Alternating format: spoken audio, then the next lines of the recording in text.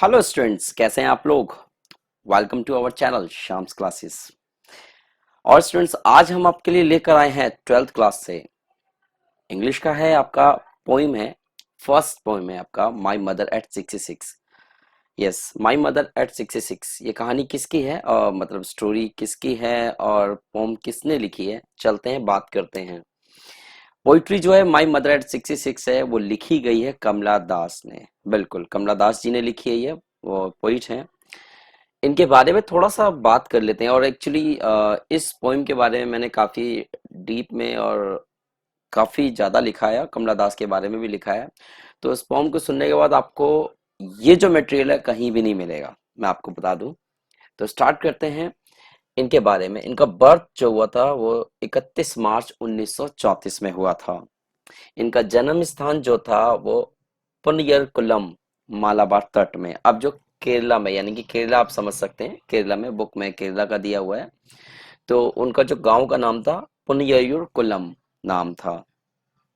उनकी मृत्यु जो हुई थी वो 31 मई 2009 में पुणे में हुई थी। इनका जो किताबी नाम था, पेन नेम जो था, वो माधवी कुट्टी था। यस, माधवी कुट्टी। तो आप कहेंगे कमला दास कैसे पढ़ा, चलो उसके बारे में डिस्कस करेंगे। अभी तो बहुत रहस्य हैं। मुस्लिम नेम भी था, इन्होंने रखा था एक 1999 में रखा था, कमला सुरैया। कमला सुरैया रखने का कारण, ये नाम क्यों बदला, चलो चलते हैं इस पे बारे में बात करेंगे हम कि ये नाम कैसे पड़ा। एक्चुअली वैसे उनका निक नेम जो था एक कमला था, लेकिन दास भी नहीं था। ठीक है, तो दास कैसे पड़ा और सुरैया कैसे पड़ा, इसके बारे में आगे बात करेंगे। जो लैंग्वेज इन्हें आती थी वो इंग्लिश थी और मलयालम थी। तो आगे चलते हैं, कमला दास के बारे में थोड़ी सी बात कर लेते हैं। कमला दास कैसी थी, क्या इनका नेचर था, किस प्रकार से। तो स्टार्ट करते हैं। सबसे पहले जिन्होंने किताब, पहली किताब जो इनकी छपी थी उसका नाम था समर इन कैलकाटा, जो आज कोलकाता कहते हैं। ये 1965 में इन्होंने बुक बनाई थी। Yes, summer in Calcutta. Final जो बुक थी लास्ट, जिसके बाद इन्होंने बुक नहीं बनाई, उसका नाम था माई स्टोरी, यानी कि जस्ट बायोग्राफी थी, यानी उन्हीं के बारे में थी, उनकी जिंदगी के बारे में थी, जिसमें से उन्होंने एक पोम भी लिखी थी अपने माँ के बारे में। ये 1976 में बनी थी। इनकी जो माता जी हैं जिनके ऊपर ये पूरी पोइम है, यानी कि जो पूरी पोइम बना रखी है, उनकी माँ का नाम जो है नालापत बालामणि अम्मा था। वैसे तो इसमें अम्मा का जिक्र दिया हुआ है, यस अम्मा। तो लेकिन आपको पूरा नाम पता होना चाहिए, नालापत बालामणि अम्मा। मैं आपको बता दूं, जो ये इनकी माता जी थी वो भी एक जानी पहचानी लेखिका थी और कवियत्री थी। यस, बहुत अच्छी कविताएं लिखा करती थी इनकी माँ। इनके पिता का नाम क्या था, वीएम नैयर। हाँ, वीएम नैयर था। ये एक ऑटोमोबाइल में एग्जीक्यूटिव थे, ऑटोमोबाइल की कंपनी में एग्जीक्यूटिव थे। बाद में जर्नलिस्ट हो गए, ये कलकत्ता में थे जर्नलिस्ट। तो यहाँ हमें पता लग गया इनकी माता के बारे में, पिता के बारे में, और उनकी बुक्स पहली कौन सी थी और फाइनल बुक कौन सी थी। तो आगे चलते हैं, कुछ इनके बारे में और पढ़ते हैं। ये कुछ डिटेल्स हैं इन पोइट के बारे में, तो पढ़ते हैं। इनका जो जन्म हुआ था, यानी कि हाई स्टेटस फैमिली थी, कोई मतलब गरीब घर से नहीं थी। माता भी जानी कवित्री थी, जानी मानी। पिता भी अच्छे खासी जॉब करते थे, तो यानी कि घर में ऐसी कोई किल्लत की बात नहीं थी। अच्छी फैमिली सी थी ये। और इन्होंने जो राइटिंग अपनी माँ से इंस्पायर हुआ है ये भी। तो इन्होंने बचपन से ही, जब ये छोटी थी, जब ये बच्ची थी, तभी से इन्होंने पोइट्री लिखना शुरू कर दिया था। लेकिन इनकी 15 साल की उम्र में ही इनकी शादी कर दी गई। 15 साल की उम्र में एक बैंक ऑफिसर से हुई थी, माधव दास। लेकिन एक चीज मैं आपको बता दूं, बैंक ऑफिसर है यानी कि अच्छा पैसे वाला था कलकत्ता में, और इनके फादर भी यहीं पर थे कलकत्ता में। तो इनकी इस व्यक्ति से, यानी कि माधव दास से मुलाकात हुई। लेकिन ये एज में ये बड़े थे, माधव दास जो थे वो कहीं ना कहीं बड़े थे, यानी कि कमला दास से बड़े थे। तो अब यहां जाके बता देता हूं, इनका नाम कमला दास पड़ा कैसे। कमला नाम था, कमला कुट्टी, लेकिन जब माधव दास से इनकी शादी हुई तो इनका नाम पड़ गया कमला दास। तो यहाँ था रहस्य, जो इनका नाम के पीछे कमला दास कैसे पड़ा। आगे चलते हैं। इनके 3 लड़के हुए, ठीक है, और बहुत जल्दी उम्र में हो गए थे। यानी कि 15 साल की उम्र में अगर शादी हो गई तो आप सोच के देखो, 20 21 22 तक में बच्चे हो चुके थे। तो यानी कि वो तो यंग तो तब हुई थी।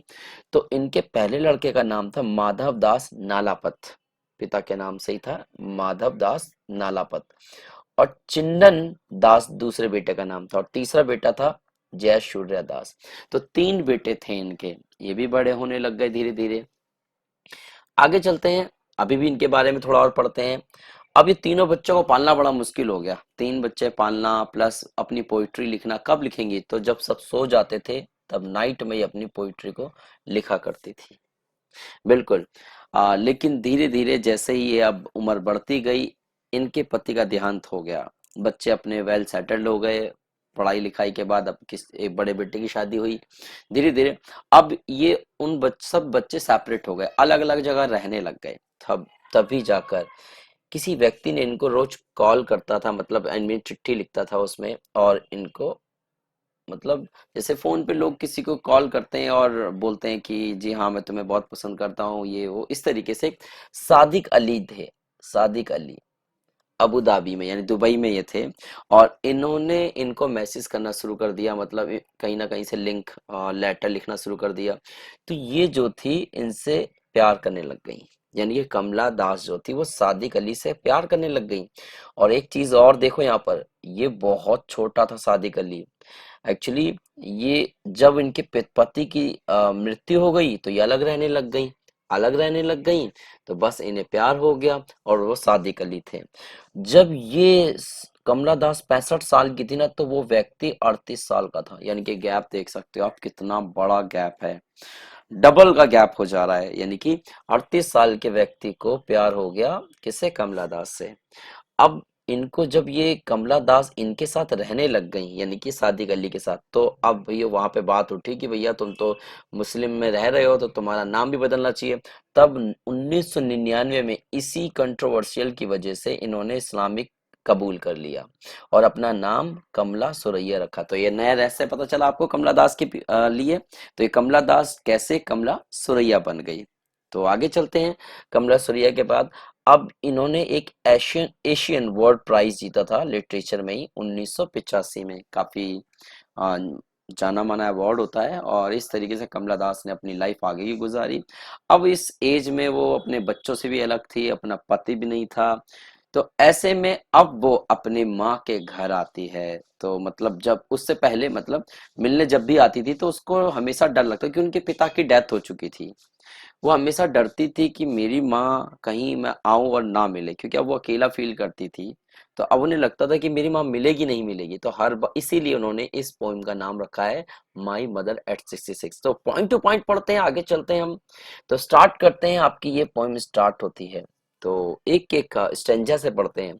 तो driving from my parents home to Cochin last Friday morning, यानी कि पिछले शुक्रवार की सुबह सुबह मैं अपने मम्मी पापा यानी कि अपनी मम्मी के घर से आ रही थी कोचीन के लिए। कोचीन क्या है मैं बता देता हूँ। ये अब वहाँ कोचीन में इसकी माता जी रहती है कमला दास की। और ये तो भैया अपनी विवाहित लाइफ में रह रही थी, यानी कि ये कलकत्ता में रह रही थी। तो वहां जाना था, तो एयरपोर्ट जा रही थी कोचीन के। फ्राइडे का दिन था और सुबह सुबह की बात है। और उसने मैंने देखा, यानी मैंने कौन है यहाँ पर? ये है कमला दास। यानी कि कहते हैं कि मैंने देखा अपनी माँ को बिसाइड मी, मेरे बगल में ही बैठी हुई थी, यानी बिल्कुल नियर, मतलब पीछे की सीट में दोनों अगल बगल बैठे हुए थे। उसने अपनी माँ को देखा तो क्या कर रही थी माँ? डोज, यानी कि ऊँग रही थी। ऊँगना मतलब होता है जैसे कि एकदम से ऊँघाई नहीं लेते हैं गाड़ी में बैठे बैठे, एकदम नींद आ जाती है लोगों को, वैसे ही। और मुंह उनका बिल्कुल खुला हुआ था, उनका चेहरा एशन लाइक दैट, जो उनका चेहरा था वो एक राख भस्म की तरह, लाइक दैट यानी कि भस्म जैसे कि मुर्दे की भस्म होती है ना राख, उसकी तरह। यानी कि ऑफ अ कॉर्प्स, कॉर्प्स का मतलब होता है मुर्दा, मुर्दे की तरह जो राख होती है उस राख की तरह माँ दिख रही थी। उसने देखा, एकदम से दर्द आया उसे, and realize with the pain, और दर्द से एकदम उभर गया।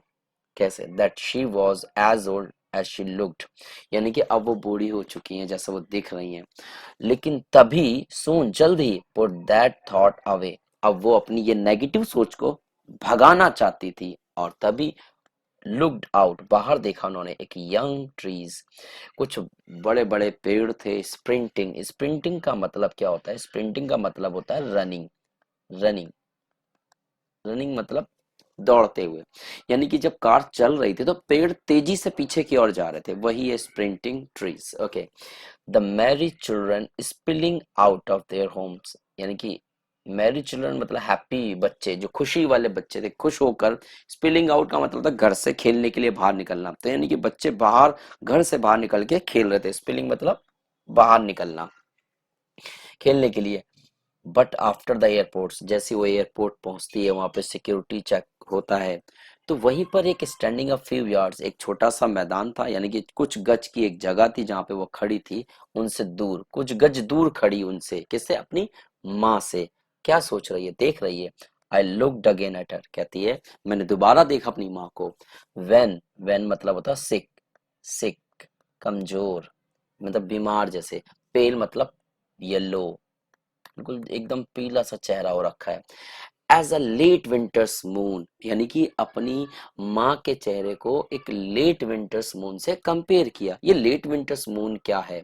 यानी कि जब सर्दियां होती है ना, तो सर्दी के मौसम में फॉग होता है, तो फॉग इतना हो जाता है कि चांद की चमक भी नहीं दिखती है, बिल्कुल भद्दी सी दिखती है, चांद की कोई रोशनी ही नहीं दिख पाती। बस उसी तरह जैसे उसकी रोशनी चली आती है, वैसे इनकी माता जी के चेहरे की चमक जा चुकी है, क्योंकि वो बूढ़ी हो चुकी हैं।